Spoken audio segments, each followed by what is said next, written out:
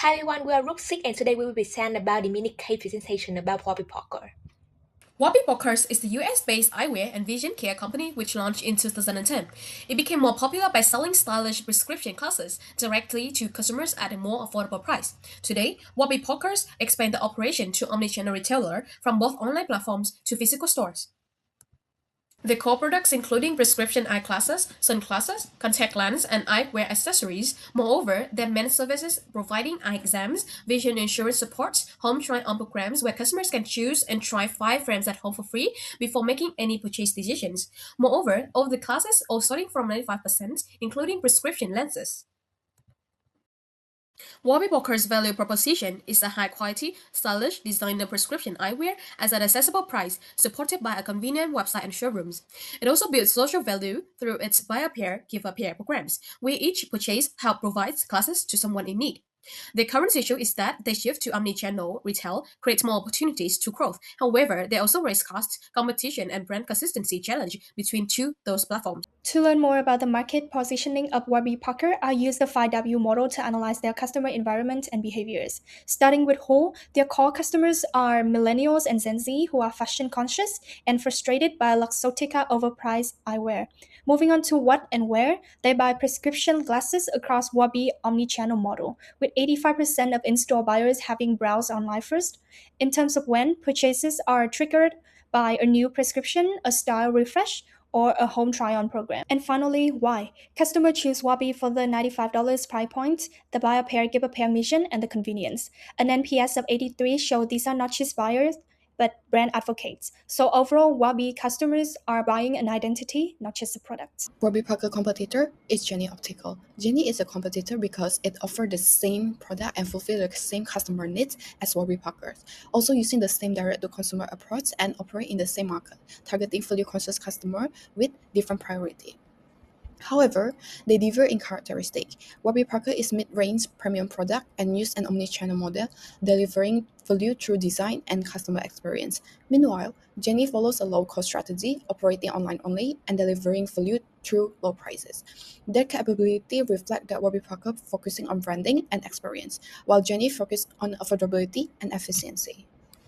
Overall, Warby Parker has stronger price value, while Jenny has a stronger price advantage. This shows that competition is based on price and the price value. Thanks for talking about the competitor analysis. So we move to the internal analysis. We assess Warby Parker capabilities, resources, and strategy. So in terms of strengths, Warby has a strong direct-to-consumer omni-channel model, combining online retail, supported by innovations like home try-on program. Second, it had a highly disciplined brand identity by controlling design, pricing, and customer experience. Warby offers affordable classes at around 95 while maintaining their brand consistency. Third, Warby leverages technology and vertical integration, such as its vision tests and data systems, to improve efficiency and engagement. However, there are also key weaknesses. Warby still depends on external eye doctors for prescription, who are also their competitors too, limiting their control over customer journey. Additionally, its core innovation, which is the vision test, face a regulatory and medical challenges because people say it lower standard of care or really dangerous method. Overall, while Warby integrated model is a strong competitive advantage, it also creates optional and strategic limitations too. Warby Parker's external opportunities are strongly tied to the structural shifts that first enabled its success: the rise of digitally native consumption, growing distrust of legacy markups, and increasing consumer demand for brands that are both convenient and value-driven. Warby Parker became one of the first truly made-on-the-internet brands by capitalizing on e-commerce, social sharing, and direct-to-consumer distribution to bypass traditional retail inefficiencies and reposition eyewear as both affordable and design-led. This creates ongoing opportunity in digital personalization, omni-channel expansion, and international growth, particularly as consumers increasingly expect seamless integration between online convenience and in-store service. Its socially conscious positioning, including its buy a pair, give a pair model, also presents a strong opportunity to deepen loyalty among younger consumers who increasingly favor brands with visible purpose and ethical credibility. However, Warby Parker also faces significant external threats as the environment becomes more competitive and less forgiving.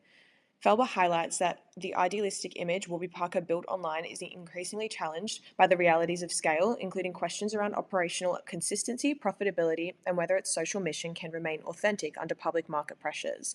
As the direct-to-consumer model has become mainstream, Warby Parker no longer competes only with legacy incumbents like Luxottica, but also with fast-moving digital imitators and low-cost online entrants, increasing price pressure and reducing differentiation. At the same time, inflation, rising customer acquisition costs, and growing consumer skepticism towards performative brand activism threaten both margins and brand trust, meaning Warby Parker must now defend the authenticity and distinctiveness that once made it disruptive. Warby Parker's main challenge is achieving sustainable profitability while scaling its omni-channel business model without weakening its original competitive advantage. The company's growth strategy increasingly relies on expanding physical retail stores, which are effective in driving customer acquisition, brand visibility, and sales.